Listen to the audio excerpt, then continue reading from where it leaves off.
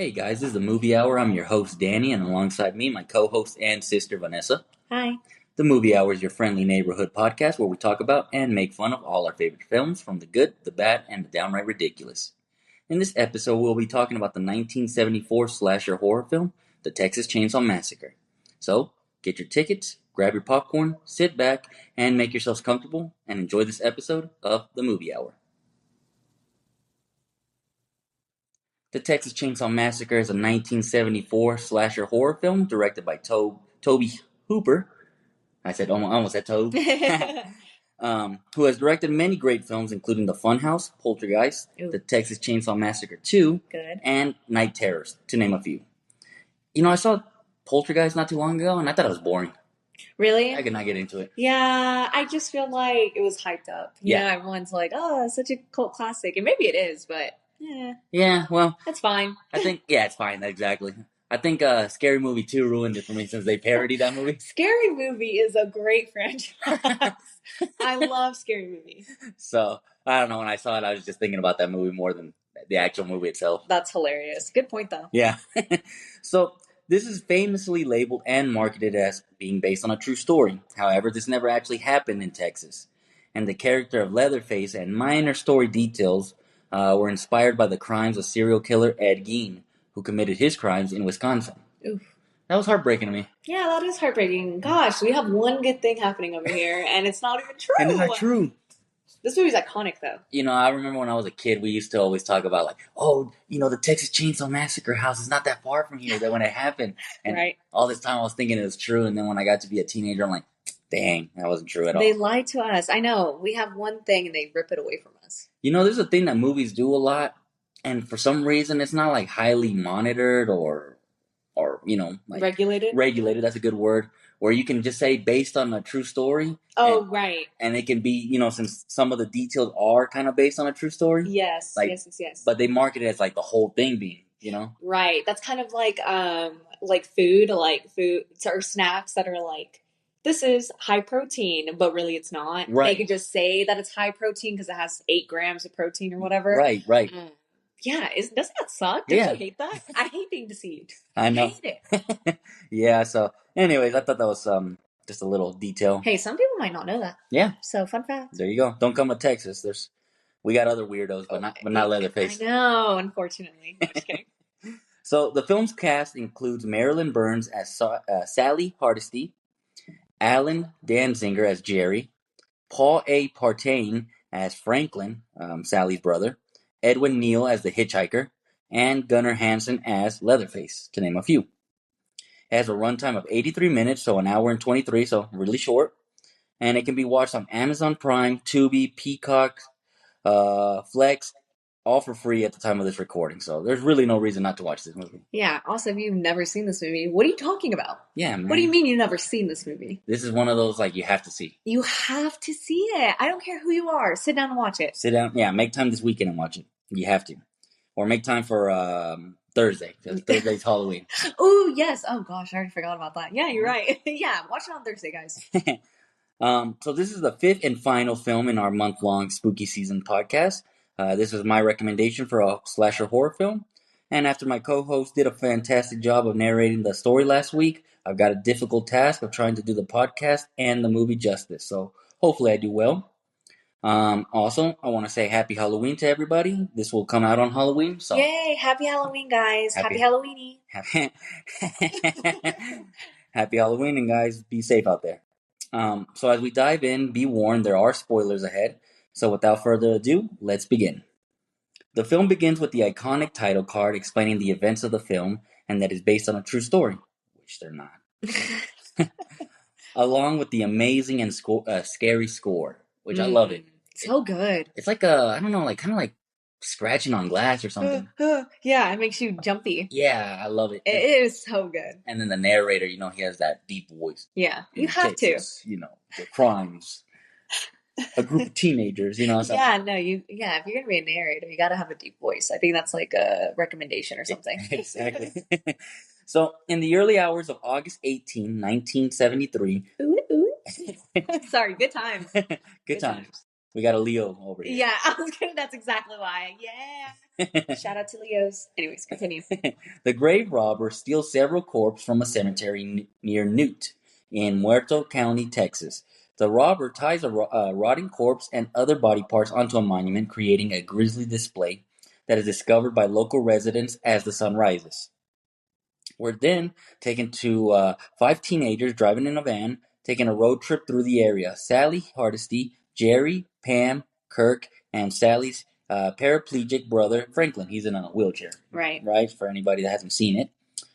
Sally is a girlfriend to Jerry. Mm-hmm. Pam and Kirk are a couple. Yep. And basically, Franklin is the fifth wheel, Yeah. if you will. Yeah. And I love this opening scene. I think it's very 70s aesthetic. I just love it. I like that it's being in Texas. Yeah. You know, it has those like kind of like warm colors. Yes. Yeah. Yes. I love the use of color in this movie. It's so telling. I feel like it just really sets the mood, you know? Like it is very 70s coded. Right. Yeah. And I love that. And then, you know, all the 5 teenagers, they're all dressed very 70s. Yes, I love the fashion. They really killed it with that. Yeah. I mean, granted, it was like the time, but still, so good. Yeah, it's so good. Yeah, I really like it. So, they stop at the cemetery to check out the grave of Sally and Franklin's grandfather, which appears undisturbed. And I thought it was really funny that the town sheriff is drunk. Right. That's so small town for you. Yeah, I know, right? That is so small town coded. Oh my god. and that's that we don't even live in a town that small. Right, I know. Yeah. Yeah. But yeah. Anyways, the group drives past the slaughterhouse and Franklin begins to recount the Hardesty's family history with animal slaughter. And Franklin is just very whiny, very annoying. Yeah. I know. You know, and every time I see it, I want to give him a break, or maybe say like, hey, you know, maybe he's not that bad. No, he's bad. He's bad. Spoiler. He's bad. He's whiny. Yeah. They soon pick up a hitchhiker who talks about his family, who also worked at the old slaughterhouse. He borrows Franklin's pocket knife and cuts himself. He then takes a single Polaroid picture of the group, for which he demands money. When they refuse to pay, he burns the photo and cuts Franklin with a straight razor. The group forces him out of the van, where he smears blood on the side as they drive off. So many mistakes were made here. Oh yeah, let's count them down. So first, they picked up a hitchhiker. Wrong. Now, granted, this is the 70s, but still. Man, you people are insane. What was going on back then? Well, I think that's why, like, don't they say like the 70s was like perfect for serial killers? Man, I would have had a grand old time, dude. I would have got away. I would have done so much. But yeah, I mean, there was no cameras. Everyone was so peace, man. Let's all love each other. You know, they're coming out of the 60s, so they were like, peace, man, peace. Peace, man, peace. And yeah, it's just I don't know. Anyways, that was Ted Bundy's special, right? Picking up hitchhikers. Yeah, that's so Ted Bundy coded. So first they pick up a hitchhiker. Their next mistake was they picked up a hitchhiker that looks like that guy. Right. That guy just looks mentally unstable. He looks like he has some problems. Yeah, easily. So let's maybe avoid that one. Pick up the next one. And Pam even says like, "Ooh, why are we picking that guy?" Right. Then I don't know why, but they gave him a knife. Yeah. Also, yeah. What are you talking about? What are these guys doing? I know, amateurs. Then I don't know why they didn't kick him out after he cut himself. Yeah, we're like, that was your last straw. Get out. Yeah, dude, get the hell out of here. You're done. You know. So anyway, so many mistakes were made there. If they didn't do any of that stuff, maybe the story would not have happened. Right. Maybe things wouldn't have turned out the way that they did. Hence, if this moment never happened. Exactly. So, low on gas, the group stops at a station where the proprietor says that there is no fuel available. The group explores a nearby abandoned house owned by the Hardesty family. And, you know, I think it was very telling that the gas station proprietor even warned them not to go into the property. Right. So, again, just listen. Just you know, maybe listen to what people are telling you. Yeah, listen. Try to go to the next town if possible. Right. And go on your way. Man, they're crazy teens. You know, been in the 70s. Yeah, they're raging teens. We do what we want. Hey, they just coming back from Vietnam, so I guess. Man, yeah, sure, gotta give them that. So Kirk and Pam leave the others behind planning on visiting a nearby swimming hole mentioned by Franklin earlier. On their way there, they discover another house surrounded by rundown cars and run by gas-powered generators.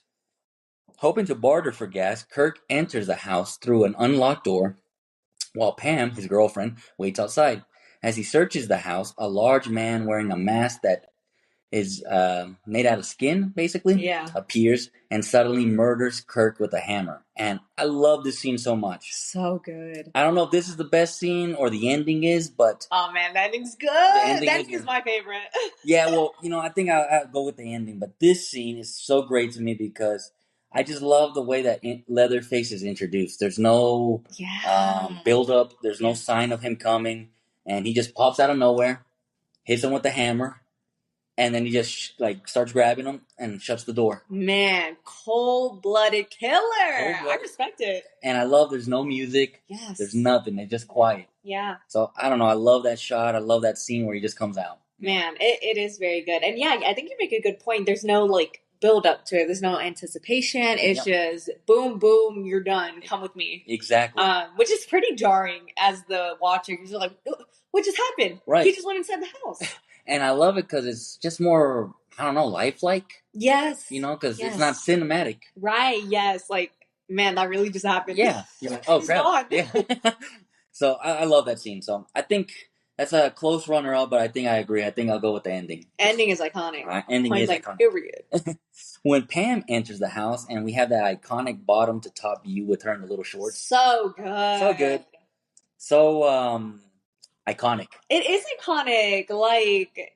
It's like this beautiful feminine woman walking into some not so great stuff. Walking into hell, basically. Yes, exactly. Literally walking into hell, walking into her impending doom that she has no idea that's coming.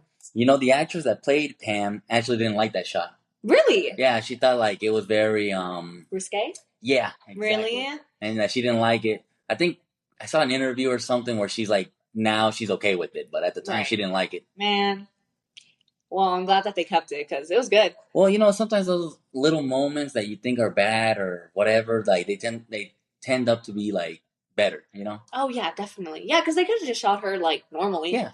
But they took the cinematic liberties to do it, kind of a little risque, a little sexy. I like it. No, it's a good scene and a good shot. So. Yeah. So she stumbles into the room with decaying remains and furniture made from human and animal bones. She attempts to flee, but is caught by Leatherface and impaled on a meat hook. Mm. And, this, for people that haven't seen this film, there's a lot of murders and stuff that appear on screen, but they're very tame. Yeah, no, they're not, extreme by any means. They're tame. They're very tame, if anybody's seen Terrifier, that's... That's on the opposite end of the spectrum. Yeah. This is, even when he impales her with the meat hook, you don't see any blood. Right. You don't see nothing coming out of skin. It's just very tame. Right. So Leatherface then starts up a chainsaw, dismembering Kirk as Pam watches. In the evening, Jerry, so Sally's boyfriend, searches for Pam and Kirk. When he enters the other house, he finds Pam nearly dead, her body spasming in the chest freezer, and is also killed by Leatherface. Mm. So he's just picking up bodies left and right. Man, he is getting them. Yeah. He is getting them. They're like flies. And I want to see how, the time frames on these, but he killed, 3 people in, less than 10 minutes? Man, record numbers. Yeah. The only one that can beat that is Carrie. Right, yeah. Man, she got to be with that, but man, he's on a roll right now. Who's next? Who wants some? Who wants some smoke? Right. So with darkness falling, Sally and Franklin set out to find their friends. En route, Leatherface ambushes them, killing Franklin with a chainsaw. And honestly, I'm kind of glad we don't have to listen to Franklin anymore. Yeah. Good riddance. He was just too whiny. He was whiny. Oh, God. I could not deal with that. I'd be like, oh, please. Oh, good grief. He's whiny and then he's annoying. Yeah. Because he doesn't know when to take a hint. Yeah. At the beginning when he was talking about the family business, they don't want to hear about how you slaughter animals and he just keeps going. Yeah. Okay, we got it the first time. No. Yeah, we know. You kill him. We get it. We understand. So Leatherface then chases Sally into the house. where she finds a very old, seemingly dead man and a woman's rotting corpse. She escapes from Leatherface by jumping through a second-floor window, and she flees to the gas station. I gotta say, Sally is her. Man, she's quick thinking. Because I would have been like, oh man, I'm screwed. You know, I'm looking and kind of noticing that, like, the final girls in the 70s movies, 70s horror, they're actually very competent. They're super confident, super quick on their feet. They know exactly what to do. And I like that. I respect it. They're like real survivors, you know? Yeah, and then, like, I don't know, compared to other ones later on, like 80s, 90s, a lot of them are very just dumb. No. Not smart. I know. I hate that. I really do hate that. Yeah. We used to have recipes. Yeah. We're losing recipes. Michael Irving? Ladies, we're losing recipes. We're losing recipes, guys. Come on. Let's get some feisty last girls. Come on, people. I wonder what the hell he was talking about, but I've seen that clip. Yeah. I don't. It's just funny. I'm surprised you know that one. Yeah, no context. So with Leatherface in pursuit, Sally arrives at the gas station, where he seems to disappear. So the station's proprietor comforts Sally with the offer to help, after which he beats and subdues her, loading her onto his pickup truck. So, not good. Yeah, not looking good. The proprietor drives to the other house, and the hitchhiker appears. So, they're all family, basically. Not good. Yeah, not a good realization to come to. This is just a big spider web that you just got yourself caught in. Oh, yeah. It's like what's it called? What are those plants that close? I can't think of the name. The Venus flytrap. It's like a Venus flytrap. Like, you think you're, let me just hop on this plant. Oh, no, I'm trapped. Have you ever seen that? Like, a fly gets in there. They're so good. Yeah, but they close slowly, huh? Yeah, I guess, I don't know, maybe not to startle the fly or whatever, but it is pretty, like, even in, like forwarded faster, it's still pretty slow. It is slow, yeah. God, I need one of those plants. Anyways. Are those, like, available? Yeah, you buy them. Oh, okay, I didn't know. So, if you guys have any, you want to know what I want for Christmas, that's what I want. A Venus flytrap? Yeah, just send it my way. I'll put the PO below. So, the proprietor scolds the hitchhiker for his actions at the cemetery. It's almost comical about how this goes about. This is like a father hitting his, like, little child around. Right. You know? Also identifying the hitchhiker as the grave robber from the beginning of the film. As they enter the house, Leatherface reappears dressed in women's clothing. So, he's very progressive. Yeah, right? He's cross-dressing in 1974. He was cross-dressing before it was cool. Yeah, so put some respect on his name. Period. The proprietor identifies the masked man and the hitchhiker as brothers.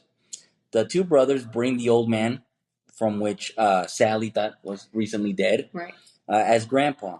And they bring him down the stairs, where they cut Sally's finger so that Grandpa can suck on her blood. Yeah. Sally then faints from the ordeal, and this whole sequence is just nightmare fuel. And really, to me, it turns more into a psychological for her. Yeah. Oh, yeah. You know? Yeah. Like, this is just a horrible situation to be in.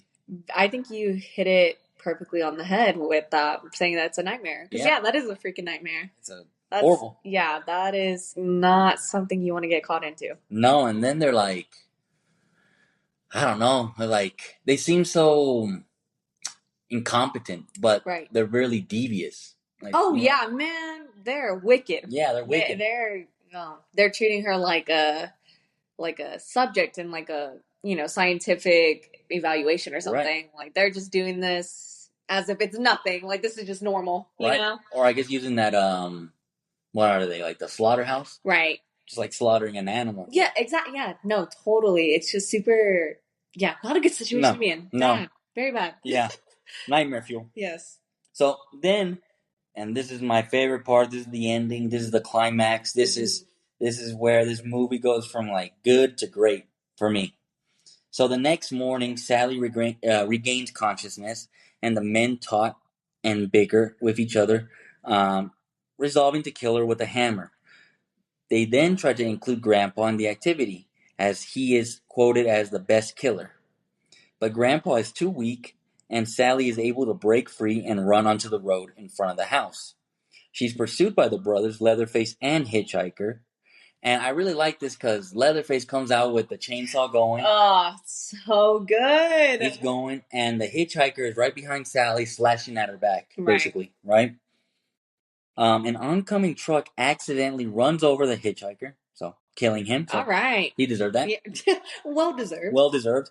And the truck driver actually attacks Leatherface with a large wrench, helping Sally, also causing Leatherface to fall and injure his leg with the chainsaw. So he's able to, cuts himself. Mm-hmm. So the truck driver is a real one. Yeah, I know.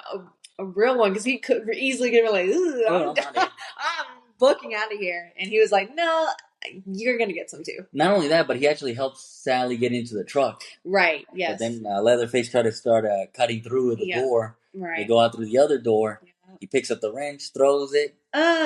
He wants some. He wants to smoke. Yeah.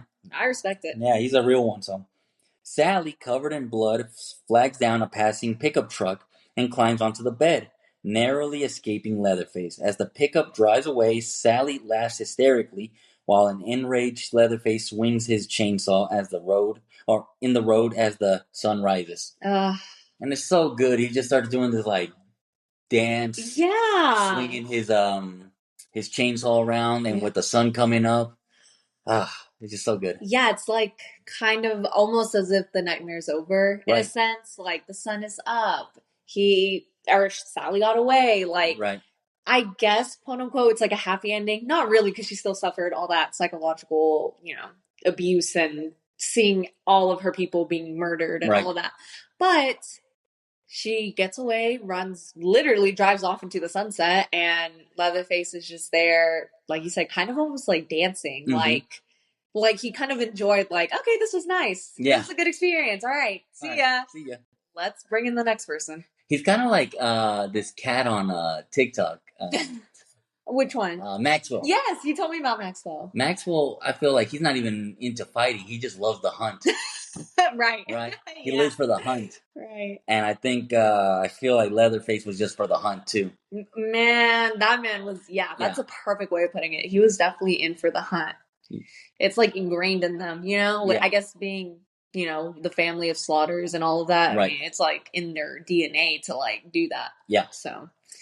Oh, yeah. Good ending. Amazing ending. So iconic. And basically, after that, they drive off and the end, right? The end.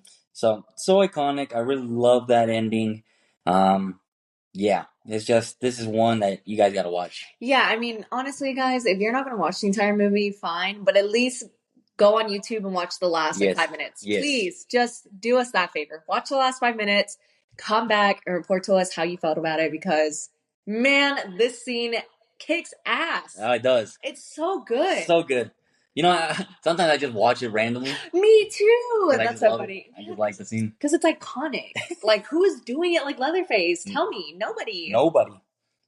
So with with all that said, we're going to go to our kill count that we usually do for horror films. Yes. And for this horror film, we counted a total of 5.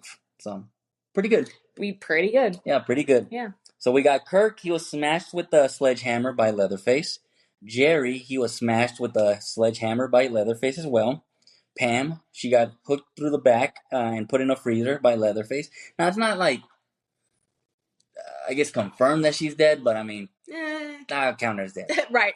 Right. Franklin, he got chainsawed to hell by, big surprise, Leatherface. Oh, I know, right? And the hitchhiker got ran over by a semi-truck. All right. So 5 in total. Good deal. On screen, I guess. Yeah. Right. So this was my movie recommendation. What can I say? I just love this film. To me, it's one of the best independent films, one of the best horror films. Period. It has one of my favorite villains in cinema, Leatherface. I love Leatherface. Yes, 1,000,000 times yes. He is one of the best villains ever. I'm scared of him. Yeah. Sometimes you watch these horror movies and it's like, oh, that's kind of funny, or like, oh, the perpetrator's like kind of goofy, like in Terrifier, like Art the Clown. He's pretty goofy, like the way that he acts, like. Yeah. But this guy, Leatherface, I'm like actually scared of. Well, he's kind of like Michael Myers, where he's stoic. He doesn't talk. He like you said, he's in it for the. He's in it for the kill. He's in it for the hunt. Hunt and the kill. Big dude. Big dude. With the Leatherface on and with his dirty clothes and everything, you could just tell, like, oh, you're a real killer. Yeah. You really like this for Hunt. Like, you really like to do this. Yeah, like, you really live for this. Like, you're good. You got it. You got it. So, yeah, and, you know, kind of like you said, like, other ones like Art the Clown, even like Ghostface. Right. They're scary. Yeah. But, like, this, like, Leatherface, he would eat them for breakfast. Oh, yeah. Easily. Yeah, this guy doesn't play around. Yeah. No, definitely not. So a good one would be him and Michael Myers, since they don't ever talk. Yeah, a crossover. A crossover. Hey, guys, trademark it now. Hey, they've done Freddy versus Jason. That's a good movie. It's goofy. Yeah. I loved it as a kid, and then more and more I just goofy. It's so goofy, but it's so funny. It's funny. So good. Well, it's early 2000s. Very much. Yeah. Very much so. So yeah, so everything is just well done in this film, and I love it. One of my favorite. We will now go to our ratings. If you don't know, our rating system is 1 star is equal to 1 tub of popcorn on a scale of 10.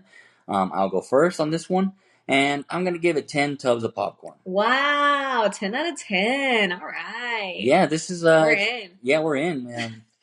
It's just amazing. It's well acted, except for Franklin. But right. I guess that is, too, because, you know...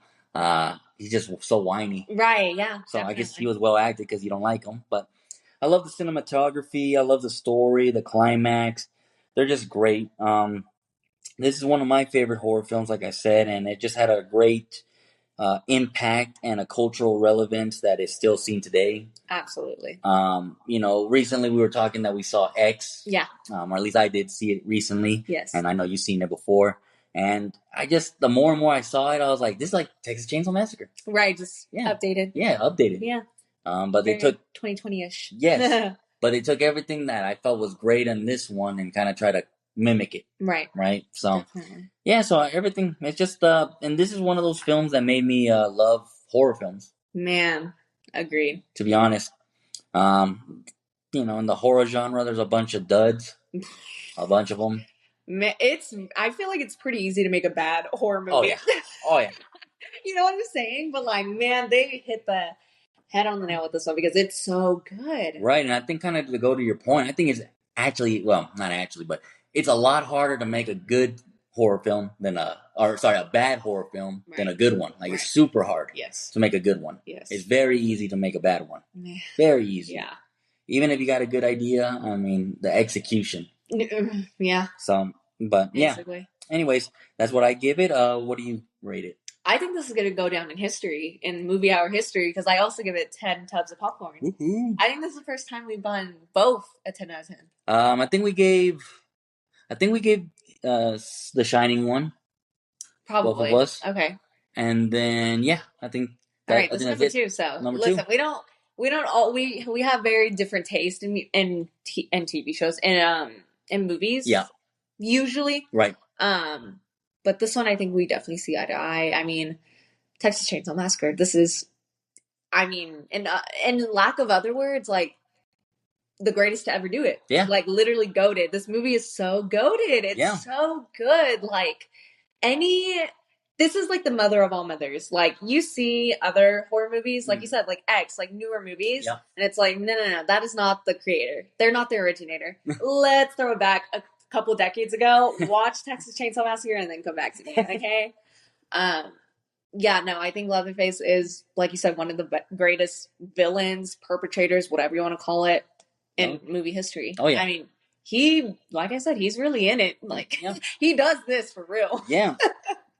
I agree. And I just feel like the movie, as far as, like, plot goes, it's so good. Yeah, so simple. So simple, so good. I mean, it's a short movie, but I kind of like it for that. Yeah. Like, it's not dragged on like some movies. I feel like it was the perfect amount. Like, you, as the watcher, got exactly what you wanted out of it, in my opinion. Yeah. I could see maybe wanting more of Leatherface. I mean, there are movies made after this, obviously, that kind of touch more on Leatherface and, like, his family and all of that. But I really love the point that you made earlier, where it's like, there was no build up to him. He was just, he was just there. Yeah. He just appeared, like, you know, and I think it was very organic. Oh yeah. And I think we talked about it in the Halloween podcast, but you know, later on, in this series. I think they try to give him kind of like a tragic backstory where he's, abandoned. And there's a bunch of timelines and stuff. But I think this one works so well along with the original Halloween. Yeah. Where there is no need for a background. Right. You don't need to know. Yeah. Like, we don't know why he's like that. We don't but know. He is. Yeah, he's just that. Yeah, I agree. We don't know anything about the family.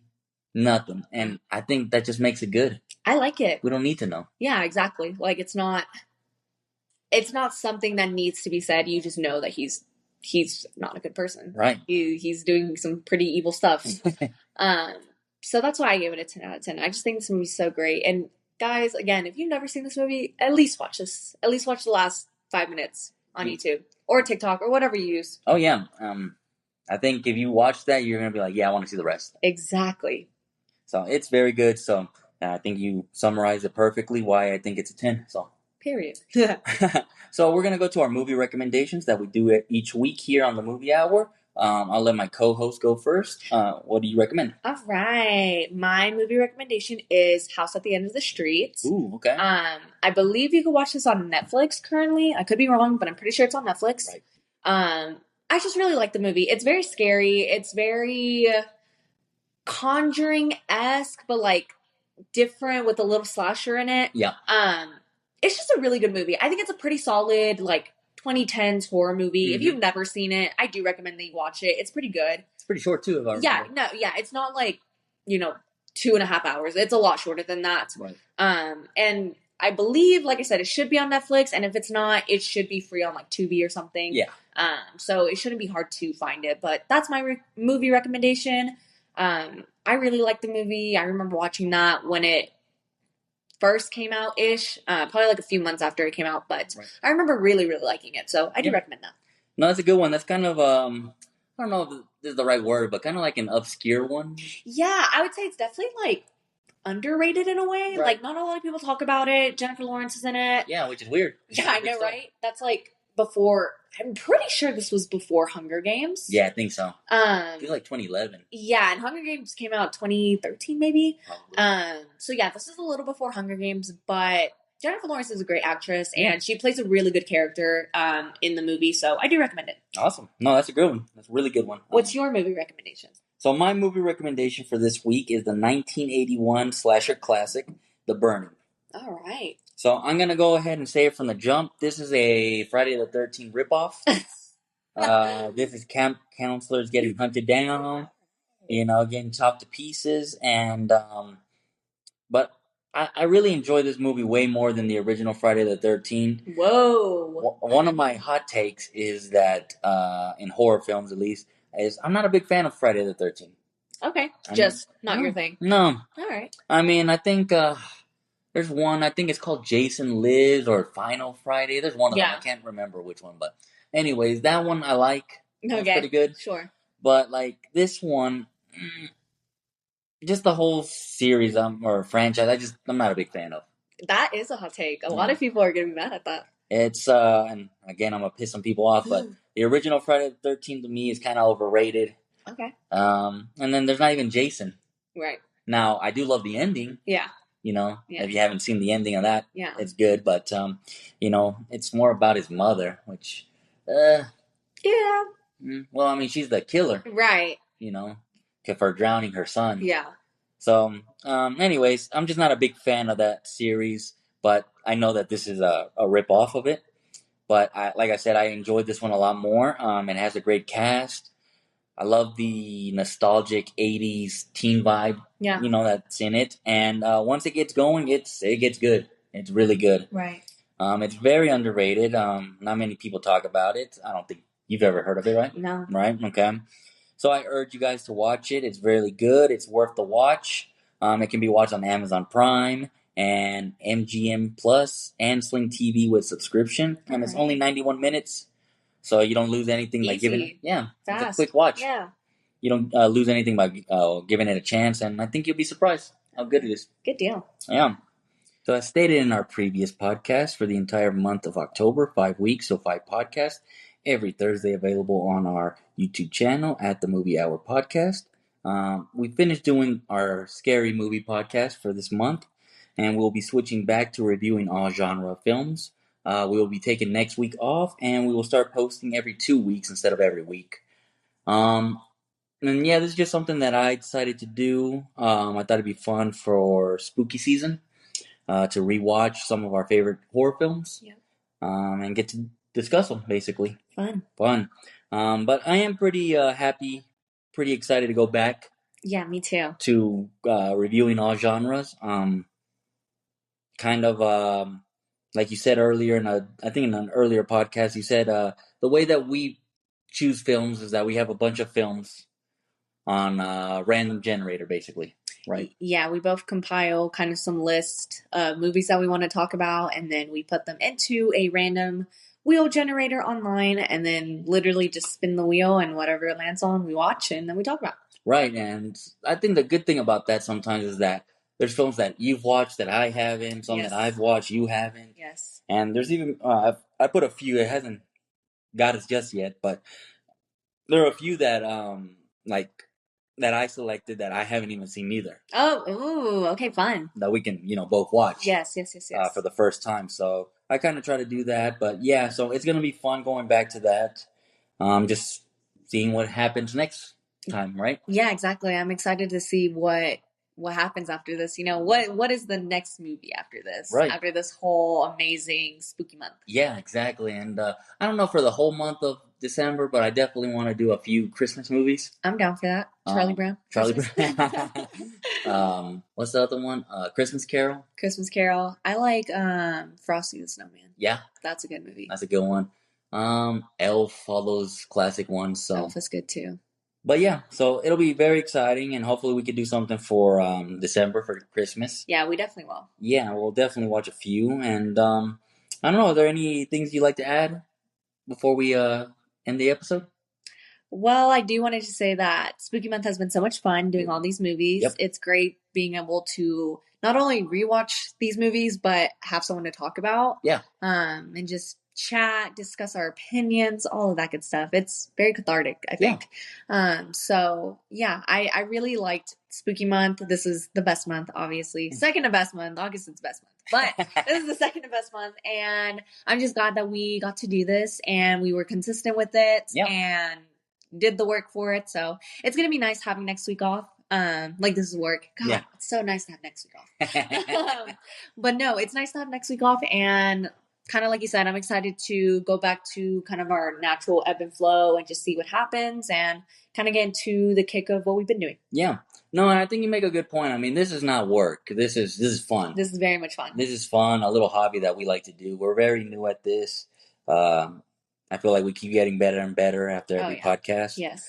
And then we're working with just basic equipment. Yeah, yeah. Hopefully, in the next few months we can upgrade and get better. But for me, every week, this week has been, I don't want to say stressful, but there's been a little bit of pressure to try to watch the movie. Yeah. Try to get the script out. Yeah. And get together so we can record it. Mm-hmm. Right? So it's been not a challenge, but it's been very hectic at times. Yeah, it's been I agree, it is hectic, but we made it work. Yeah. So clap for us. No, I'm just kidding. Snap. Yeah, no, it definitely gets a little chaotic trying to piece everything together and find scheduling that works and all of that good stuff. But all that to say that this is, like you said, not even a job. It's just a hobby. It's so fun for us. And I'm glad that we got to do Spooky Month. I think it was a good idea. Yeah. I'm glad that you thought about this before it was like the middle of October and it's like, Halloween's next week. That would have been great too. But I'm glad that we got to do this. And I'm excited to go back to regular scheduled programming. Yeah, exactly. I think very well said. So yeah, I mean, if you don't have anything else you'd like to add? I do not. I don't. So we can wrap up this episode of the Movie Hour. Thank you guys for listening, and we will see you on the next one. See ya.